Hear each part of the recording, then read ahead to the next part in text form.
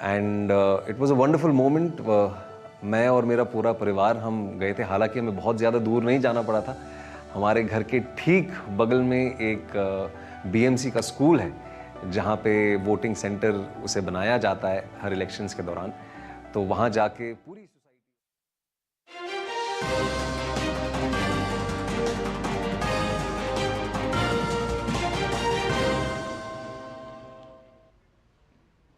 नमस्कार, स्वागत है आपका डीडी न्यूज़ पर। मैं हूं आपके साथ रेशमा और मेरे साथ हैं मेरी सहयोगी दीपाली।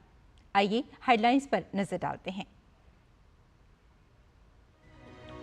विरासत टैक्स के बाद सैम पित्रोदा ने दिया भारत विरोधी बयान। कहा, पूर्वी भारतीय लगते हैं चीनी तो दक्षिण भारत के लोग अफ्रीकी। भाजपा नेताओं के निशाने पर आई कांग्रेस पार्टी। पीएम मोदी का राहुल गांधी पर प्रहार। कहा, शहजादे को देना होगा जवाब। कांग्रेस ने सैम पित्रोदा के बयान से किया किनारा। चुनाव शुरू होने के बाद अंबानी अडानी पर कांग्रेस शहजादे क्यों है चुप। प्रधानमंत्री ने करीमनगर की रैली में पूछा, कांग्रेस बताए अंबानी अडानी से उठाया है कितने टेम्पो माल। पीएम ने करीमनगर में श्री राज राजेश्वर मंदिर में की पूजा अर्चना।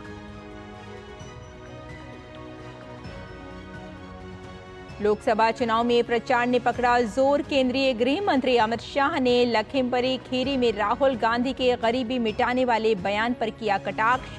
कहा, इंदिरा गांधी ने एक झटके में लागू किया आपातकाल। कांग्रेस नेता प्रियंका गांधी ने रायबरेली में किया प्रचार तो शाहजहांपुर में अखिलेश यादव ने पीडीए वर्ग के साथ आने का किया आह्वान। आबकारी नीति मामले में मनीष सिसोदिया की जमानत याचिका पर दिल्ली हाई कोर्ट ने सीबीआई और ईडी को जवाब दाखिल करने के लिए सिर्फ 4 दिन का और दिया समय। सोमवार को होगी अगली सुनवाई।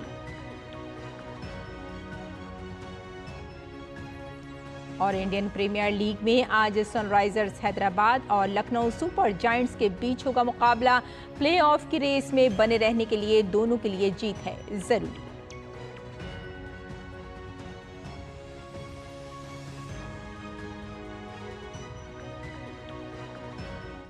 और अब समाचारों पर डालते हैं विस्तार से नजर। अपने बयानों को लेकर विवादों में रहने वाले और खुद अपनी ही पार्टी की मुसीबत बढ़ाने वाले कांग्रेस नेता सैम पित्रोदा ने एक बार फिर बेहद शर्मनाक और विवादित बयान दिया है। इस बार सैम पित्रोदा ने नस्लवादी टिप्पणी की है। उन्होंने देश के अलग अलग हिस्सों में रहने वाले लोगों को लेकर नस्लीय बयान दिया है। सैम पित्रोदा ने भारत के अलग अलग हिस्सों में रहने वाले लोगों को रंग रूप के आधार पर अलग अलग बांट दिया है।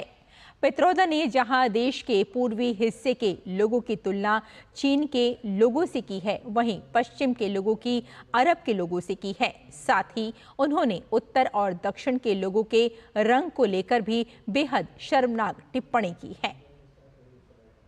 We could hold country together as diverse as India, where people on east look like Chinese, people on west look like Arab, people on north look like, maybe white, and people in south look like Africa. Doesn't matter.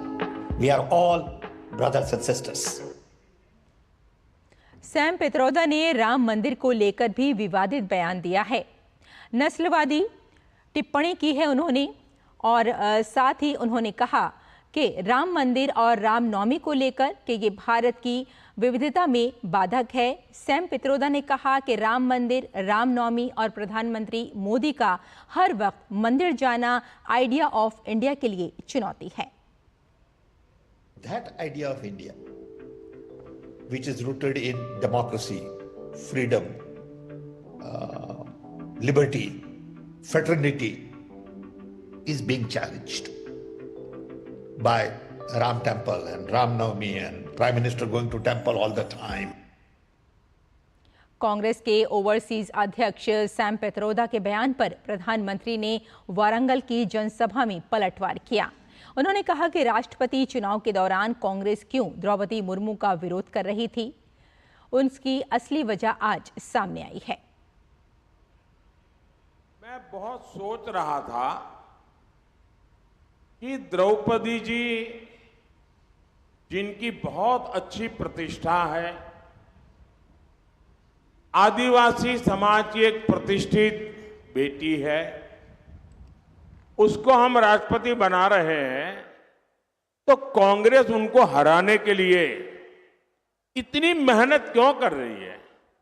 Congress आदिवासियों को नाराज क्यों कर रही है?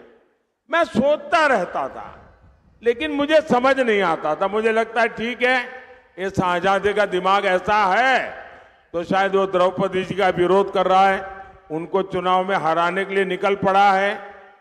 लेकिन आज मुझे पता चला कि अमेरिका में ये शहजादे के एक अंकल रहते हैं। ये शहजादे के अंकल, वो उनको फिलोसोफर एंड गाइड है।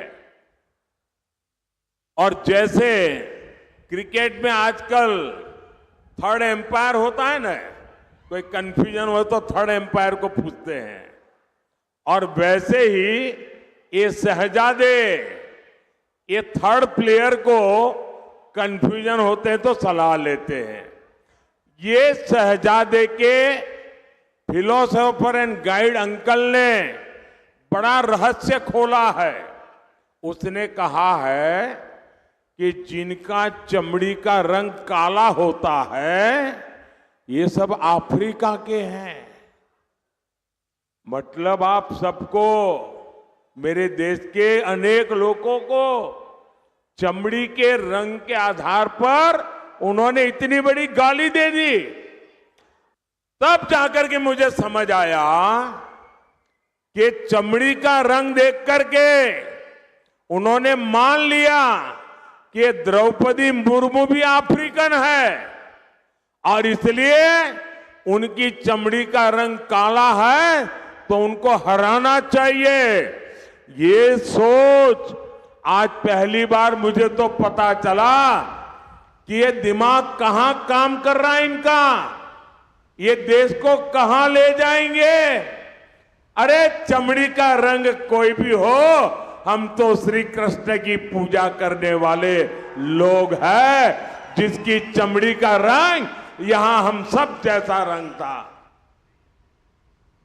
सैम पित्रोदा की नस्लवादी टिप्पणी पर केंद्रीय मंत्री अनुराग ठाकुर ने कहा कि इससे बड़ा जातिवादी बयान क्या हो सकता है।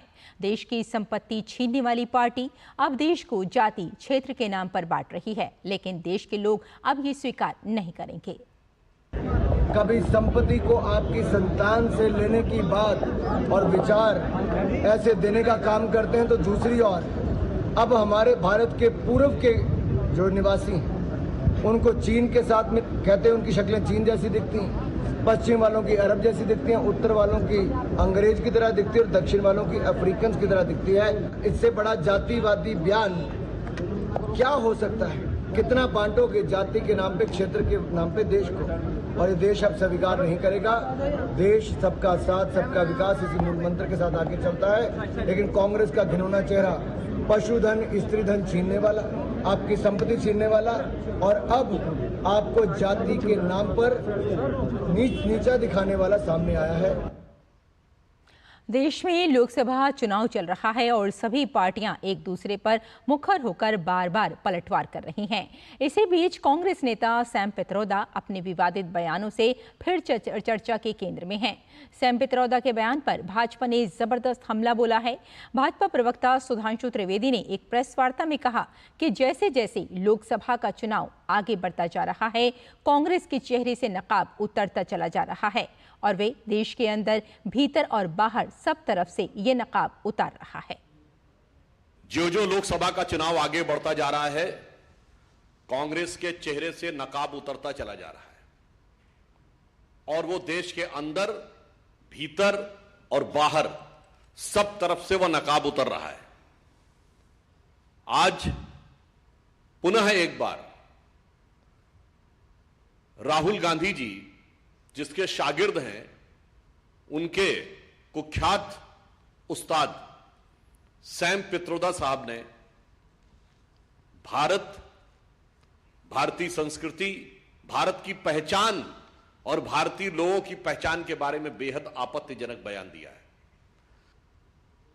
कांग्रेस नेता सैम पित्रोदा द्वारा दिए गए नस्लवादी टिप्पणी के बाद कांग्रेस बैकफुट पर नजर आ रही है। कांग्रेस नेता जयराम रमेश ने एक वीडियो संदेश के जरिए सफाई दी है कि पित्रोदा का बयान दुर्भाग्यपूर्ण है और कांग्रेस पार्टी इस बयान से किनारा करती है। सैम पित्रोदा द्वारा भारत की अनेकताओं को जो उपमाएं दी गई हैं वो बिल्कुल गलत है, दुर्भाग्यपूर्ण है और अस्वीकार्य है, बिल्कुल अस्वीकार्य है। भारतीय राष्ट्रीय कांग्रेस इन उपमाओं से अपने आप को पूर्ण रूप से अलग करती है और इसका खंडन करती है। और यहाँ रुकते हैं एक छोटे से ब्रेक के लिए, जल्द हाजिर होते हैं। आप देखते रहिए डीडी न्यूज। 7 बज गए, एक दिन जल्दी उठाने को बोला था, फिर भी। कहाँ जाना है सुबह सुबह? वोट डालने जाना है अम्मा। हाँ तो आराम से चली जाना, भागी क्यों जा रही है? भागते तो हम पहले थे, भोर 4 बजे खेत में। अब जिस व्यक्ति ने हमें हमारे घर पर इज्जत घर बनवा के हमें सुरक्षा दी है, उसे वोट देने तो भाग कर ही जाएंगे ना। जिसकी गारंटी ने जिंदगी संवारी, उसको वोट देने की गारंटी हमारी। कमल का बटन दबाएं, भाजपा को जिताएं। सांकेतिक बुलेटिन में एक बार फिर आपका स्वागत है। आइए आगे बढ़ते हैं। प्रधानमंत्री नरेंद्र मोदी ने तेलंगाना के करीमनगर में एक जनसभा को संबोधित किया। उन्होंने कहा कि कांग्रेस और बीआरएस के परिवारवाद, तुष्टीकरण और भ्रष्टाचार के गठजोड़ ने जन आकांक्षाओं के साथ धोखा किया है। उन्होंने कहा कि तेलंगाना में जब से कांग्रेस की सरकार बनी है तब से RRR का सिंडिकेट चल रहा है। एक तेलंगाना को लूटता है, दूसरा दिल्ली में कलेक्ट करता है। प्रधानमंत्री ने आरोप लगाए कि कांग्रेस ने अंबानी अडानी से चुनाव के दौरान क्या गठजोड़ किया है।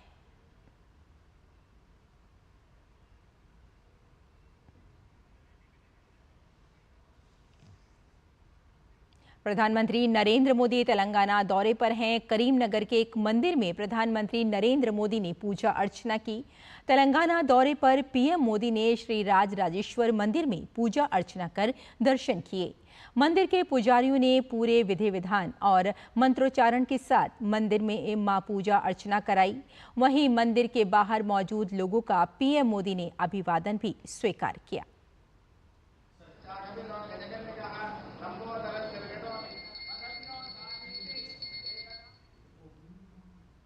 केंद्रीय गृह मंत्री और कद्दावर भाजपा नेता अमित शाह ने लखीमपुर खीरी में जनसभा को संबोधित किया। जनसभा के दौरान उन्होंने कांग्रेस, सपा और बसपा पर जमकर हमला बोला। गृह मंत्री ने राहुल गांधी पर तंज कसते हुए कांग्रेस द्वारा लिए गए गलत निर्णयों की याद दिलाई। ये राहुल बाबा कहते हैं हम एक झटके में गरीबी मिटा देंगे। अरे राहुल बाबा, आपका ट्रैक रिकॉर्ड देखो। आपकी दादी ने एक झटके में आपातकाल लगाया, पिताजी ने एक झटके में ट्रिपल तलाक को फिर से इंट्रोड्यूस कर दिया और आपकी पार्टी ने एक झटके में पिछड़ा समाज का आरक्षण छीनने का काम किया है। कि कांग्रेस पार्टी और उसके चट्टे बट्टे जो हमारे यहाँ यूपी में ये समाजवादी पार्टी वाले हैं, ये पिछड़ा विरोधी लोग हैं। ये बात सभी पिछड़ा वर्ग के लोगों ने समझकर चलनी चाहिए। कांग्रेस महासचिव प्रियंका गांधी ने उत्तर प्रदेश के रायबरेली में एक चुनावी सभा को संबोधित किया। प्रियंका गांधी ने कहा कि आपका वोट स्वास्थ्य, सड़क, बिजली, रोजगार को जाना चाहिए। कोई नेता यदि वोट मांगने आता है तो उससे पूछो कि आपने हमारे लिए क्या किया। आपका वोट अपने गांव में बिजली, पानी, सड़क, शिक्षा, स्वास्थ्य की सुविधाओं के लिए जाना चाहिए। आपका वोट आपके जो अधिकार है उनको मजबूत बनाने के लिए जाना चाहिए। लोकतंत्र क्या है, आपके जीवन में क्या महत्व है उसका? यही है कि आपको वोट का अधिकार मिलता है। आपको कुछ पसंद नहीं है, आपको शिकायत करने का अधिकार है। आपको नेता को जवाबदेही बनाने का अधिकार है कि भाई तुमने मेरा काम नहीं किया, देखना मैं भी तुम्हारे लिए वोट नहीं डालूंगी। यहाँ आते हो वोट मांगने के लिए, काम करके दिखाओ, ये अधिकार दिया है। और सुप्रीम कोर्ट में उत्तराखंड के जंगल में आग की घटनाओं को लेकर दायर याचिका पर सुनवाई हुई। सुप्रीम कोर्ट ने इसे चिंताजनक बताया। याचिकाकर्ता की ओर से कहा गया कि हर साल उत्तराखंड और अन्य पर्वतीय इलाकों में ऐसी आग लगती है, फिर भी कोई दीर्घकालिक नीति नहीं है। उत्तराखंड सरकार ने इस मामले में अब तक की कई कार्रवाई पर अपनी अंतरिम रिपोर्ट भी कोर्ट को सौंपी है। कोर्ट ने सेंट्रल एम्पावर्ड कमेटी को इस रिपोर्ट का अध्ययन करने और कोर्ट को जरूरी सुझाव देने को कहा है। कोर्ट इस मामले में अगले बुधवार को सुनवाई करेगा। तो हमारे इस सांकेतिक बुलेटिन में फिलहाल इतना ही। मुझे और मेरी सहयोगी दीपाली को यहीं अनुमति दें। नमस्कार।